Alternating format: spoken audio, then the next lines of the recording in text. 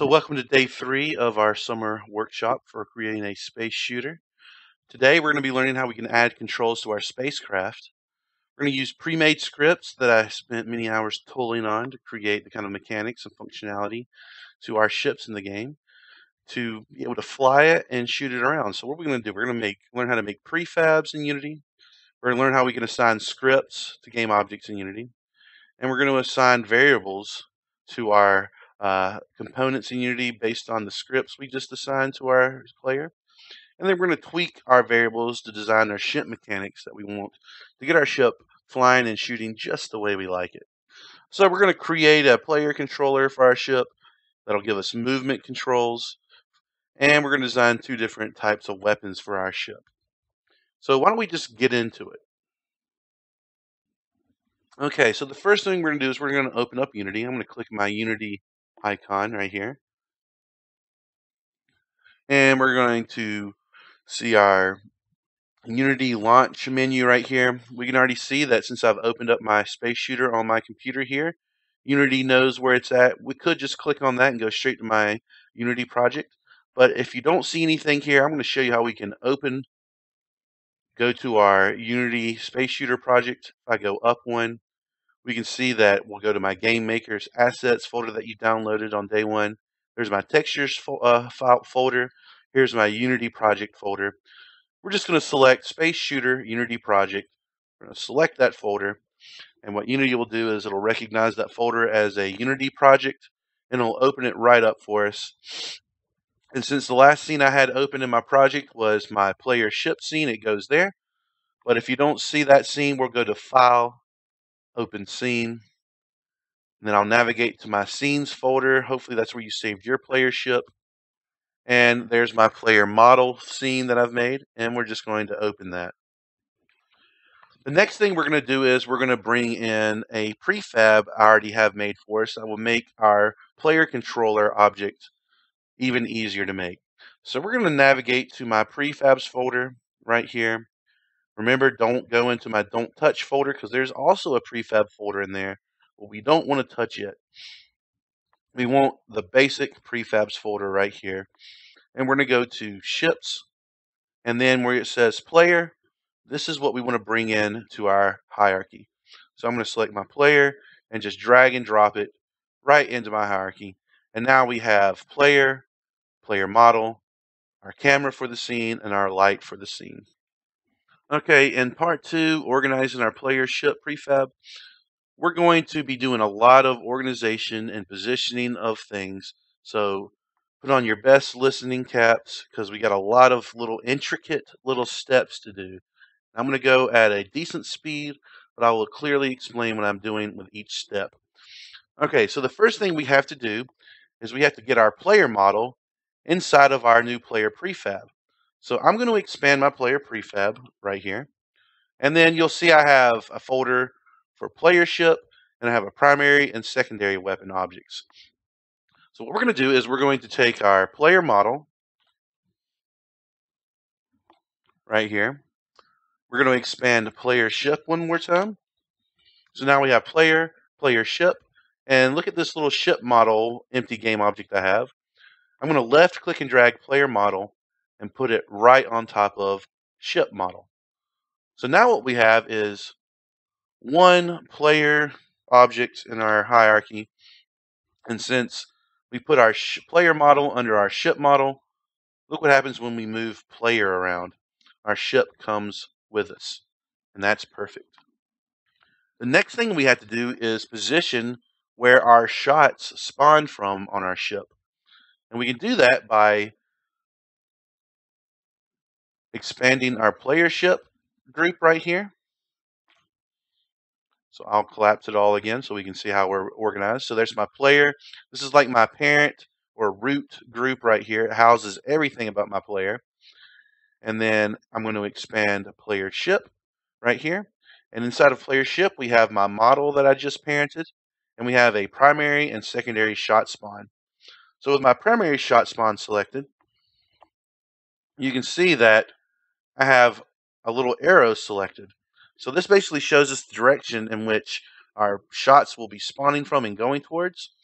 And there's something to note about these shot spawns, okay? It might be tempting, but these are my laser cannons, to take my little arrow and snap them or position them right in front of my gun right here. Visually speaking, that would make the most sense. It would look like your weapons are coming straight from your laser cannons. But this can be dangerous because our whole game is 2D, meaning we only use 2 axes for the movement of our game. So everything in our scene is going to be centered on this center Z line right here. You see how everything's centered right here? So if our ships, all of our enemies are right on this little line right here, and our shots are coming way out here to the right, it's a very real possibility that our shot will pass right by any enemy directly in front of us. See? Right by them. So that means we have to keep our shot spawns right in the center of the grid right here. And that might mean placing your shot spawn inside your ship. So I'm going to set the X coordinate for my shot spawn to 0 and just position my spawn in the Y or green axis and the blue or Z axis. And since my laser cannons were kind of right here, I'm just going to have my shot spawn right in front of both laser cannons on the inside of my ship right there. Okay? And I'm going to do the same thing for my secondary shot spawn. But this time, my cannons are kind of down here a little bit. So I'm going to loosely place them right in between both of my missile salvos. Remember, we're keeping my shot spawn not out here to the left or to the right, but directly Control Z a few times to undo that, to place it directly back in the center of my ship. I might even bring it down even more just for added effect. The next thing I'm going to do is put in engines or like a vapor energy trail for my ship right here. All right. So the best way we can do this is, oh wow, I have 1, 2, 3, 4 engines. So I'm going to need 4 different engine effects, visual particle effect systems inside of my scene. So I'm going to have to create an empty game object to house all my particle systems. So to do that, I'm going to go to Game Object, Create Empty. There's my empty game object right there. I'm going to rename this to Engines.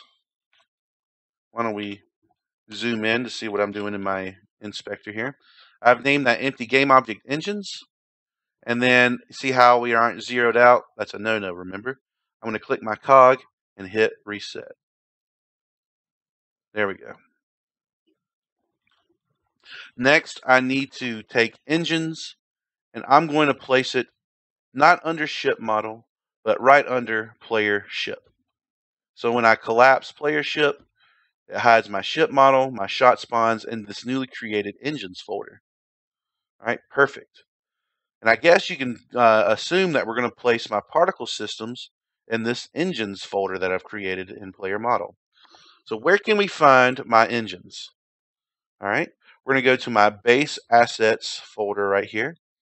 I'm going to go to VFX, double click it, and there is engine player. This is a particle system, and I'm just going to drag and drop it all the way up here and place it into engines. All right, so we kind of see what we got here. We have a little particle system of like a blue engine effect. That looks pretty nice. And now we're going to start duplicating and placing our engines where they need to go. So I'm just going to take this engine and I'm just going to put it right there. I'm going to hit Control and D with my engine player selected. Control D will duplicate this. Now I have engine player 1. And I'm just going to put it under that engine right there. Control D again to duplicate it, and we're going to put it under the little wing engine right there. But you'll notice this one's a little bit smaller, so I'm going to scale it down a little bit. Put it right in there. And Control D, and we're going to put a small engine effect right there. So now I have 4 nice engine effects inside of my engines folder right here. And we're ready to assign my engines group to a script that will control the size of my speed whenever I go forward and the size of my particle systems when I go backwards. You'll see what I mean whenever we attach those things. But the important thing now is that we have an empty engines game object folder with every single player engine positioned and scaled appropriately on my model. Next, we're going to add a collider object to my ship. So whenever a bullet or an environment passes through my model, Unity will know to say, hey, something just passed through my ship. What are we going to do? We're going to do some stuff. Right now, there's nothing telling my game engine that if my ship passes to do something it shouldn't, does it die? Does it do anything? We got to add that kind of ability. So what we're going to do is I'm going to collapse pretty much everything in my hierarchy. I just want player visible right now. It's very important that the next few steps within part 2 of organizing our player ship prefab, that we place the next few things directly onto our root group, our player group. So with our player selected, I'm going to go to Add Component. I'm going to go down to Physics, and I'm going to add a Capsule Collider. All right. The first thing I'm going to do is make sure that Is Trigger is selected. I don't want this collider to be a collider that physically prevents me from moving into things. I want this collider to be a trigger that'll compute a bunch of math to see whether or not I need to take off from my health or not. That's just one instance. So it doesn't look like we've added anything, does it? We have this little arrow hidden within our ship. What we're going to do is we're going to tweak the shape of my capsule collider. So the first thing I'm going to do is I'm going to come up to radius and see how when you hover over a word here, you can left click and drag the size. And you can see on the left side here, I'm getting the sphere, green wire sphere. This is actually our invisible collider. And we've just made the radius pretty big. And now I'm going to go to height, left click and drag until I start seeing the capsule shit take form. But my ship is horizontal, not up and down, so this collider doesn't really make sense. What we want to do with this wire capsule collider is kind of suggest the shape of my ship as much as possible. Because this wire frame here is going to be what detects whether or not an enemy bullet hits your ship. So you want it to be as fair and accurate as possible to what the player sees. So to fix this, we're going to go to Direction and change the direction to the Z-axis. And boom, that's almost perfect. In fact, I'm going to mess it up just a little bit more to show you, I could get it even better. And if you need to position it left, right, well, you see I can't move it with my arrows. I have to use another tool. And if we go into my inspector here, you see where it has center. These X, Y, and Z values right here will help us move our little wireframe around. So if I hover over Y and click and drag, we can move it up and down.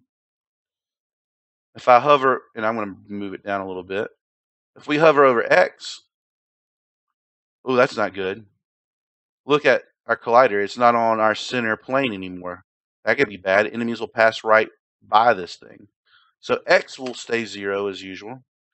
And then my Z will bring it back and forward. You know what? I feel like my capsule collider could be a little bit more in height so I can encompass the whole thing. So why don't we do this? Boom, just like so. So what about the wings, right? Well, my capsule collider is not really covering the wings. I guess we need to increase the radius. There we go. But look at that. Now we have this huge area. Basically, what we want to cover is the main fuselage or the main body of the ship. Since the wings are kind of out over here on this negative X and positive, the positive and negative sides of our axis, bullets really aren't going to pass through them. We're just concerned about bullets hitting the main body of our ship right now. And this capsule collider looks good to go. So I have my capsule collider. The next thing we're going to do is we're going to add another component to my player object right here. We're going to go to Add Component, Physics, and we're just going to add a rigid body component. And we're going to go to Use Gravity and turn it off. There's no gravity in space. And you can see by some of these terms, gravity, drag, mass. This little component here gives our ship physics. So we can call these physics in the code in the script you're about to attach. So we're going to be using like real physics to kind of push and pull and fly our ship around our level. It's pretty neat, right? So all we got to really do is just add our rigid body and turn gravity off. So in part 3, we're going to start attaching my custom scripts that I programmed in the language of C# to create all the different kind of functionality we need for our ship right here. So what we're going to do is we're going to select my player again. Again, don't be on a random piece or part in here and just start assigning random scripts to it. Just want to collapse everything right here, so where we only see player. We can see my capsule collider, my rigid body that I did last part in the video. And we're just going to do this kind of the same thing. We're going to go to add component. We're going to go down to scripts. And we want 4 specific scripts to add here. The first will be collision behavior. This is a script that I went in and programmed that will dictate whether or not your player is hitting a bullet, hitting an environment, and how those different behaviors all work together. All right, so we'll add our collision script. I'm going to go to add component again. We're going to add our second script, which is our player mover. And that's pretty obvious, right? This controls how fast our player moves and the boundaries in which our player can move. Okay. And I'm going to go to add component scripts for the third time. And this time I'm going to add fire. Fire is the script that will detect whether or not you're clicking the left mouse button or the right mouse button. It also dictates where our shots spawn from. And our last script we're going to put on is in scripts. And we're going to give our ship some stats. And this is things like how much health it has, how much current health it has, the maximum ammo it can carry, the recharge strength on our shields and bullet and our ammo, cooldown on if you stop firing or stop taking damage after 1 second, it'll start recharging. How much damage our actual ship causes to, say, another enemy when we collide into it, and how fast we can travel. So that's perfect. We got all 4 scripts right onto our ship that we need. Okay, great. Okay, so we have all of our scripts attached to my player, but we're not quite ready to fly and shoot our boy yet. All right, what we have to do is we have to start assigning some variables to some of these components. And you'll see what I'm talking about right here. You see where you have a ship variable and it has none? That's pretty bad. Unity doesn't like to not know what variable should go here. So what we got to do is we got to start dragging and dropping various objects on where you see none right here. So before we do that, we're going to double check and make sure that our player is tagged as player. So I'm going to select my player with all of my rigid bodies and colliders and behaviors. And I'm going to go to where it says tag and see where our tag is untagged. That could be a problem. So I'm going to select it, and I'm going to go from untagged and turn it to player. And that's exactly what we want to see under the tag for player right there. That'll be very important to make sure our scripts work correctly. All right, so what we're going to do next is we're going to assign the variables for my ship mover. All right, so with player mover right here, we have a ship and engines to assign variables to. So that's going to be easy. For the ship variable right here, I'm going to expand my player, and I'm going to go to player ship. Oh, wait a minute. All my variables went away right here. Well, when I selected player ship, the inspector shows me exactly what's going on in this group, which is nothing. So you got to be careful. I'm going to go back and single click player, and here are all my variables. So how do we get player ship here from here? Well, I'm going to single click and hold so I can drag this game object all the way across my scene view. And now I can go to ship and place player ship right there. That's perfect. And then I'm going to go to expand player ship. I'm going to take my engines group and I'm going to put it right there where it says engines. And that's perfect. Next, I got to go to my fire script, and we have 4 things to assign here. So it might get a little tricky. So we're going to have to keep player ship expanded. And what we're going to do is we're going to assign my shot spawns and my weapons to fire. So fire first asks for my primary weapon. So I'm going to take primary weapon right here, and I'm going to assign it right there. And then my primary shot spawn, I'm going to assign right there. Secondary weapon will be dragged and dropped where it says secondary weapon, and secondary shot spawn, so on and so forth.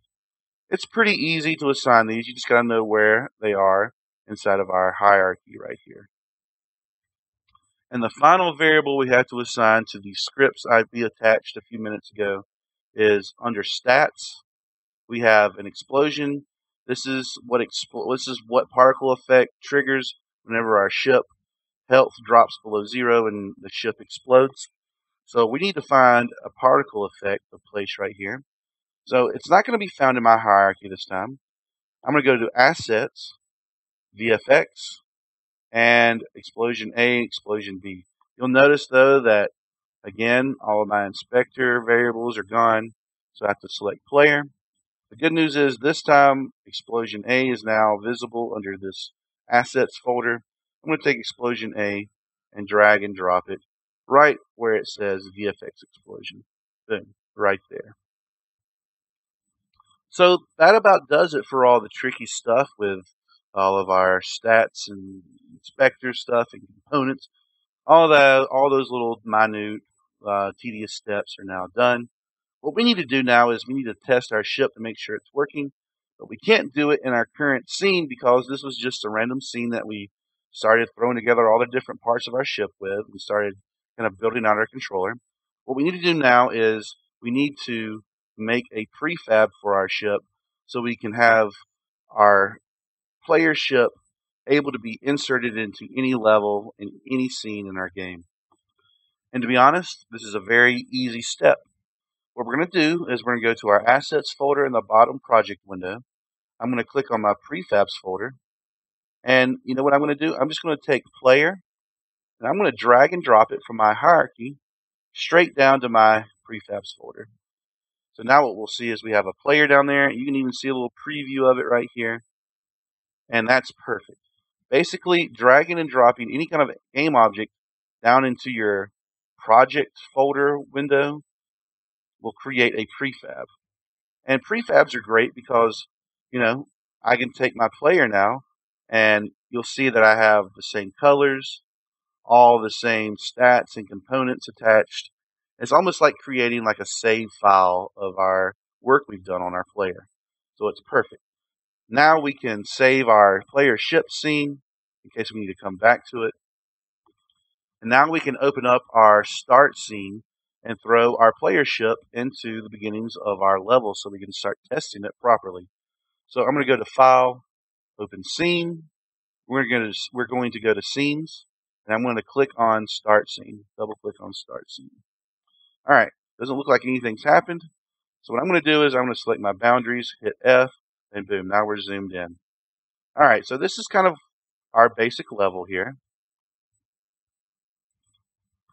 And before I get started with anything, I'm going to make sure my scene is nice and stable to start putting my player in. So if I select my game manager over here in my hierarchy on the left side of the screen, I can see that my game manager has a game manager GM script. But look at all these none. We haven't got to the part where we can start assigning these variables yet. And it might make bringing in a player ship troublesome because we might start getting some errors. So all we're going to do is with game manager selected, we're going to uncheck our GM script. And when we need to use it again, we'll check it and we'll start assigning these variables like we saw previously. But for right now, we're going to leave it unchecked. I'm going to go ahead and File and save the scene just like that, just to make sure our game manager isn't getting in the way of our testing. All right, great. Now that we've got a more stable environment to work in, I'm going to drag and drop my player into my start level. So I'm going to go to Assets. I'm going to go to Prefabs, and there's my player prefab. Nice. This is all the work we did in my other scene where I was building my player ship. If we click and drag and drop player into my scene, or rather drag and drop player straight into my hierarchy right here. I can select player, and with my mouse hovered over my scene view, I'm going to press F on the keyboard to focus. I'm going to make sure that my main camera has my ship in view. If I select camera, we get a nice little camera preview, and you can see a little smidge of my ship right there. And it looks like my ship is right in the center of my scene where my camera is. And I think we're ready to start testing flight. So this will be the first time we get to test some of the gameplay in our game. So hopefully with everything is connected correctly, all we're going to have to do is just press our play button up here at the top of the window. And now we see our game view. We can see my engines going, and if I use the cursors or the arrow keys on my keyboard, I can fly my ship around. And since I have a nice little yaw effect, we can see how my engines are working together. Whenever I go backwards, they get smaller. Whenever I go forwards, they get bigger, like Afterburner. Pretty nice little effects I've programmed in the game. But we have a problem. What we see now is my ship, I'm pressing up, I can't fly but in the small little area. So basically I have to go in and set some values to make sure I can fly to all the parts of the screen that we see here. Okay, so I'm going to unpress play. I'm going to select my player. And under my player mover script, I'm going to collapse every other component. Maybe keep transform up. So I can only see player mover and my transform. And what we see here are 4 values called ymin, ymax, zmin, zmax. And these values here kind of keep our player constrained from moving beyond, say, 100 units up and down, 100 units left and right. So what do I need to do here? Well, first of all, I need to select my player. And since we already have a nice boundary on the top and bottom of our screen right here, why don't I just maybe move my player up? And this looks about as tall as my player can go. And it's really cool because I've moved my player up to right below my boundary. Guess what we have in my transform menu right here? I have a value of 203 in the Y position, meaning that if I move my ship up 203 units, then I've hit the top of my boundary of my level. Guess what we can do with this number? I can go to Y minimum and Y maximum. With the Y maximum selected here, I can set it to 200. I'll just round it down. And with my Y minimum, I can set it to negative 200. I'm going to go ahead and zero out my ship again. So it's 0, 0, 0 up in my transforms. And my ship's now centered in the screen again. Look what happens now. I can go all the way up to the top of the level, all the way down to the bottom of the level. And now I got a wide berth that I can fly up and down in. But back and forward still is a little busted. So why don't we see how we can fix that? Well, it might be a little tough, because how far back can our player really go before he goes off screen? So what I'm going to do is I'm going to kind of just say, let's just move him back 300 units. Then I'm going to go to my game view, and then we get a real sense of where my character is. But before we do that, why don't we set our aspect, see where it says free aspect under our game tab. So we're in game tab, free aspect. Why don't we set it to 16:9?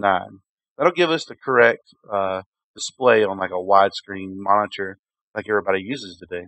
So it looks like about negative 315 isn't quite enough. So I'm going to pull him back just a little bit more. Let's do like negative 375. And boom. Negative 375 looks pretty good. Like I'm not quite all the way back out of the screen, but I'm right there at it. See, my wing is right there.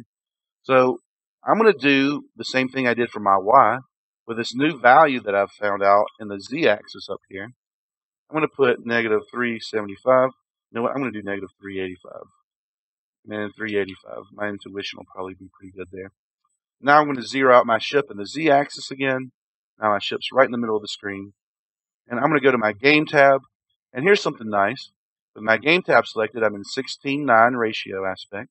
And I'm going to click Maximize on Play. That gives us our full screen. So now I can go to the back of the screen. I can go down to the bottom corner.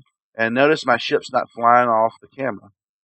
And I can now move freely within the whole screen size of my game.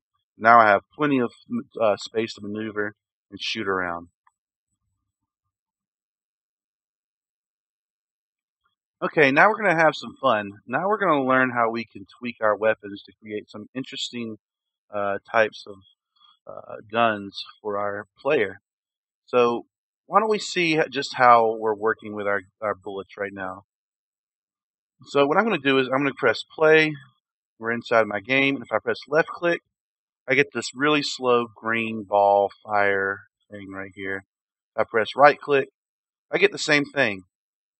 So my primary weapon fires at the front of my ship. My secondary fires kind of at the bottom of my ship. Alright, so there we go. So that's not very interesting. Probably just not going to make anybody go crazy. So we'll quit press and play. Now why don't we see how we can tweak our weapon systems. So with our player selected, we're going to expand it. There's my player ship that has all these different engines and shot spawns and my model. We're not worried about my player ship right now. I'm worried about my primary weapon and my secondary weapon. These two objects right here, let's click primary weapon and look in my inspector. We can see all these different variables on how we can tweak how that little green sphere bullet behaves. And since there are so many different variables, I've added some tooltips that we can hover over, such as like fire rate, how fast you can fire. You can see the little tooltip come up, number of shots, the number of bullets created every time you press the fire button, our shot interval. If you want to create like a 3-round burst machine gun, you can create a very small shot interval, increase the number of shots to 3. And with my shot interval set really low, I can create like a 3-round burst gun out of my primary. So with my number of shots set to 3 and my shot interval set to a really low number, why don't we see now how my primary weapon behaves. Let me go down here. We can see that I fire 3 bullets at a time now. My fire rate is about every half second. Every half second I fire 3 bullets, and I have a small burst interval so they space out just enough where you can see like a 3-round burst coming out. The weapon system is very versatile. There's a lot of different variables here. All you got to do is say, how much, what it's costing you, how much energy each bullet deducts from your energy pool, each bullet, how much damage, how fast the bullet travels. These are all kind of things that we can create. So I'm going to walk us through how we can create a spray and pray kind of machine gun real quickly. All right. So what I'm going to do is I'm going to take the number of shots and set it equal to 1. I'm going to set my shot interval to 0 because we're not creating a shotgun blast or a 3-round automatic burst. We're just creating a machine gun. I'm going to increase the speed of each bullet to 600. That's how fast each bullet travels. And I'm going to take my fire rate and I'm going to set it to 0.1. Okay? And why don't we go ahead and look and see what that looks like. So I'll press play and boom. There's my machine gun right there. Pretty good. It fires fast. It looks good. You know what? I'm going to set my fire rate to 0.05 and see what that does. There we go. That's the machine gun I'm looking for.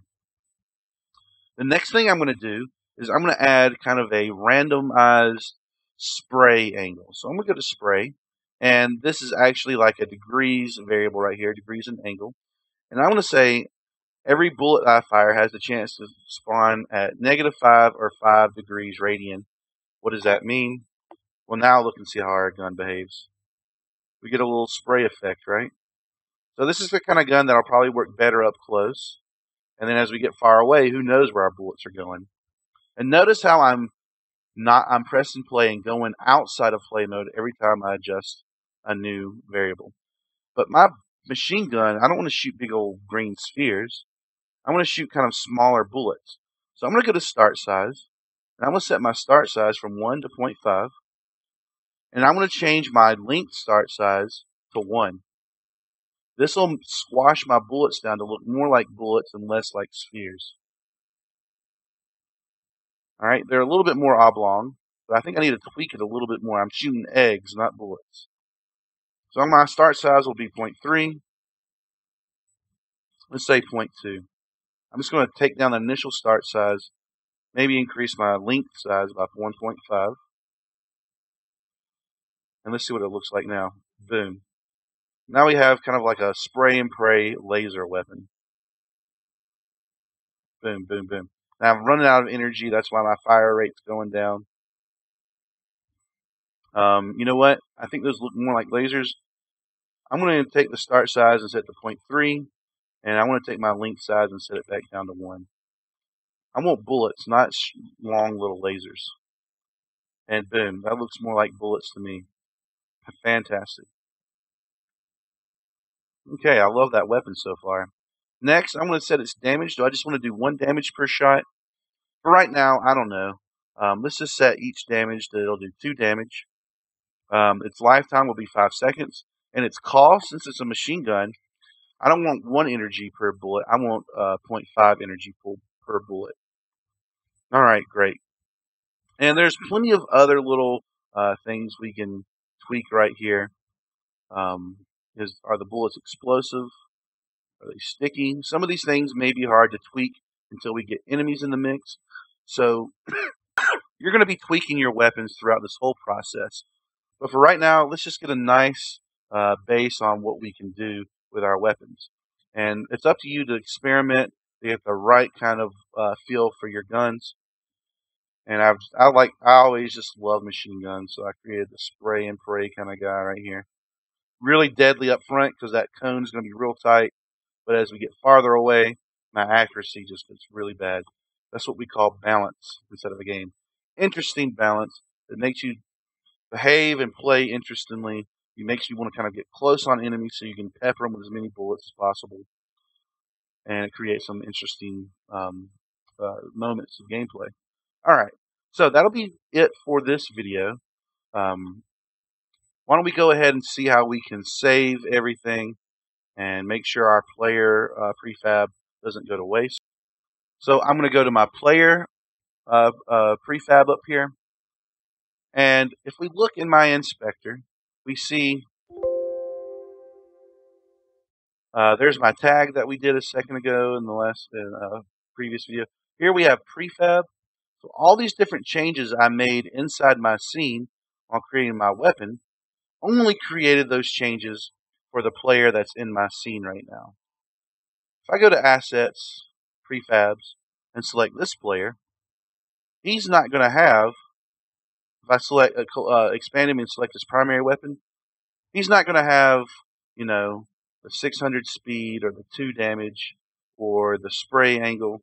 It's basically not updated at all. To get this player prefab updated and saved, I'm going to select my player. I'm going to go to prefab and go all the way over to apply. And boom. Now my player prefab down here has the new boundaries, negative 200, 200, 385. It also has my machine gun with a start size of 0.3, my spraying angle of 5, a really fast speed. Basically, we've just updated my player prefab in my assets folder according to what we tweaked it in my scene right now. So just think of going, every time you make a save you want for your player, make sure you go to player, select to the prefabs, and hit apply. And now your player prefab will be saved. It's nice. It's a nice little checkpoint for you. All right, guys. Thanks for watching.